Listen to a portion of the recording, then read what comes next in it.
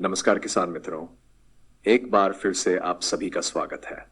किसान मित्रों, आज के इस वीडियो में हम बात करेंगे कि जब कपास की फसल 25 से 30 दिन की हो जाए तो हमें कौन सी खाद डालनी चाहिए और हमें क्या खास ख्याल रखना चाहिए ताकि हमारा कपास हरा भरा रहे और उसमें रोग और कीटों का प्रकोप बहुत कम हो, जिससे हमारी खेती की लागत कम हो और हम कम लागत में ज्यादा उत्पादन कर सकें। खासकर अब जब बारिश काफी हो चुकी है, कई इलाकों में कपास 25 से 35 दिन की हो चुकी है। ऐसे में हमें कौन सी खाद डालनी चाहिए और उस खाद के क्या फायदे हैं, इस पर हम आज के इस वीडियो में विस्तार से चर्चा करने वाले हैं।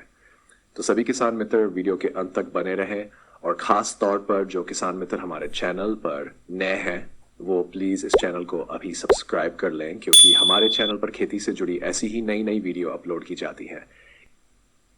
सबसे पहले, अब जब कपास उग चुका है तो उसके बाद कौन सी देखभाल जरूरी है, इस पर बात करें तो खासकर जब कपास की फसल 20 से 30 दिन की हो जाए और खेत में पर्याप्त नमी की स्थिति हो, तब हमें खुराकी खाद के रूप में अमोनियम सल्फेट का उपयोग करना चाहिए।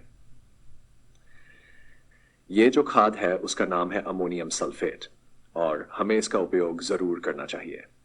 किसान मित्रों, प्रति बीघा में न्यूनतम 20 से 25 किलो तक अमोनियम सल्फेट खाद देना चाहिए, लेकिन ध्यान रखें कि यह खाद पौधे से 2 से 3 अंगुल की दूरी पर उसके बगल में देना है। अब सवाल आता है कि अमोनियम सल्फेट की सिफारिश ही क्यों की जाती है। तो किसान मित्रों, इसका मुख्य कारण यह है कि अमोनियम सल्फेट में सल्फर की मात्रा होती है जो खासतौर पर तेल वाले फसलों के लिए बहुत ही फायदेमंद होती है। इसीलिए यूरिया की जगह पर हमें अमोनियम सल्फेट का पहला डोज खुराकी खाद के रूप में देना चाहिए।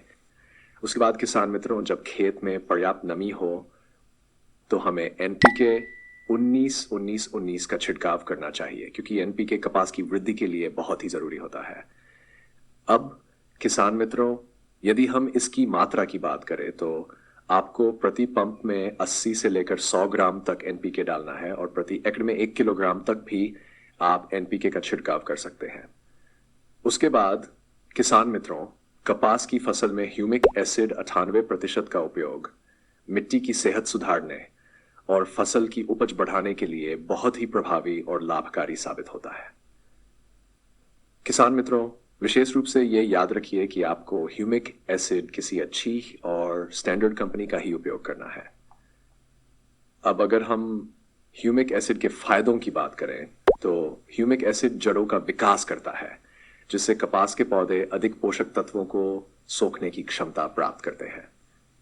कपास की फसल में लंबे समय तक नमी बनाए रखना बहुत जरूरी होता है और ह्यूमिक एसिड मिट्टी की पानी धारण करने की शक्ति को बढ़ाता है। यदि तापमान अधिक हो और नमी कम हो तो ऐसी परिस्थितियों में यह पौधों को ज्यादा सहनशील बना देता है। ह्यूमिक एसिड मिट्टी के पीएच स्तर को भी संतुलित करता है और मिट्टी को नर्म व उपजाऊ बनाता है। बेहतर पोषण और स्वस्थ मिट्टी की वजह से उपज में भी वृद्धि होती है। खास बात यह है कि ह्यूमिक एसिड 98% पानी में अच्छी तरह घुल जाता है। अब किसान मित्रों, जब आपकी कपास की फसल 25 से 30 दिन की हो जाए और अगर आप ड्रिप सिंचाई प्रणाली से खेती करते हैं तो प्रति एकड़ 1 किलोग्राम ह्यूमिक एसिड 98% ड्रिप के माध्यम से देना चाहिए। और यदि आपके पास ड्रिप सिंचाई की सुविधा नहीं है तो 15 लीटर के प्रति पंप में 25 से 30 ग्राम ह्यूमिक एसिड 98% का छिड़काव करें तो कपास की फसल में बहुत अच्छा परिणाम देखने को मिलेगा। तो किसान मित्रों, हमने आज बात की कि जब कपास की फसल 25 से 30 दिन की हो जाए तो हमें कौन कौन सी खाद डालनी चाहिए और उनके क्या फायदे होते हैं। अब किसान मित्रों, आइए बात करते हैं कि जब कपास की फसल 25 से 30 दिन की हो जाए तो हमें क्या क्या सावधानियां रखनी चाहिए। तो किसान मित्रों, सबसे पहले बात यह है कि कपास की फसल में हवा का आवागमन बना रहे और फसल स्वस्थ बनी रहे। इसके लिए यह बहुत जरूरी है कि फसल निराई गुड़ाई मुक्त यानी बिना खरपतवार के रहे। इसलिए जब आपकी कपास की फसल 25 से 30 दिन की हो जाए तो संभव हो तो एक बार अंतर खेत करें और फिर हाथ से निराई जरूर करें। यदि आप शुरुआती अवस्था में ही फसल को खरपतवार रहित बनाएंगे तो इससे उत्पादन अच्छा होगा और रोग और कीटों की समस्या भी काफी हद तक कम हो जाएगी। दूसरी बात यह कि फसल के बीच में हवा का संचार बेहतर होता है और जमीन में मौजूद कपास की जड़ों को पोषण लेना आसान होता है। जब पौधों को पोषण अच्छी तरह मिलेगा तो वे और भी स्वस्थ और हरे भरे रहेंगे।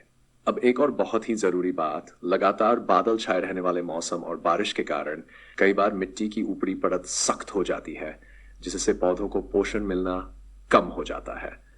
और लगातार बादल होने के कारण जो प्रक्रिया फोटोसिंथेसिस कहलाती है, या जिसे हम हिंदी में प्रकाश संश्लेषण कहते हैं, उसमें भी रुकावट आती है। इस कारण पौधा पीला पड़ने लगता है, उसकी वृद्धि और विकास रुक जाता है। तो किसान मित्रों, इस स्थिति में सबसे पहले आप अमोनियम सल्फेट की खुराक को खाद के रूप में दे सकते हैं, और उसके तुरंत बाद अगर ऊपर से नमी वाला वातावरण बना हुआ है तो आप एनपीके 19-19-19 वाटर सॉल्युबल का छिड़काव कर सकते हैं, या फिर आप ह्यूमिक एसिड 98% का भी छिड़काव कर सकते हैं, या उसे सिंचाई के पानी में घोलकर भी फसल को दे सकते हैं। ऐसा करने से आपको बहुत ही अच्छा परिणाम देखने को मिलेगा। उसके बाद किसान मित्रों, अब बात करते हैं रोग और कीट की। अक्सर देखा गया है कि कपास की फसल के शुरुआती 25 से 30 दिन में ही कीटों की शुरुआत हो जाती है, और ऐसे समय में यदि आपको लगता है कि छिड़काव करना जरूरी है तो इसके लिए विशेष रूप से नीम ऑयल का उपयोग करना चाहिए।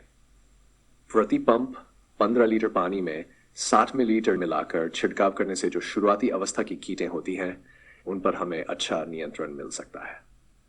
खासतौर पर यह छिड़काव तभी करना चाहिए जब आपको लगे कि कपास की फसल में कीट की कोई समस्या या लक्षण दिखाई दे रहे हैं। यदि 30 दिन तक फसल में किसी प्रकार की कीट की समस्या नहीं दिखती तो फिर छिड़काव करने की कोई आवश्यकता नहीं है।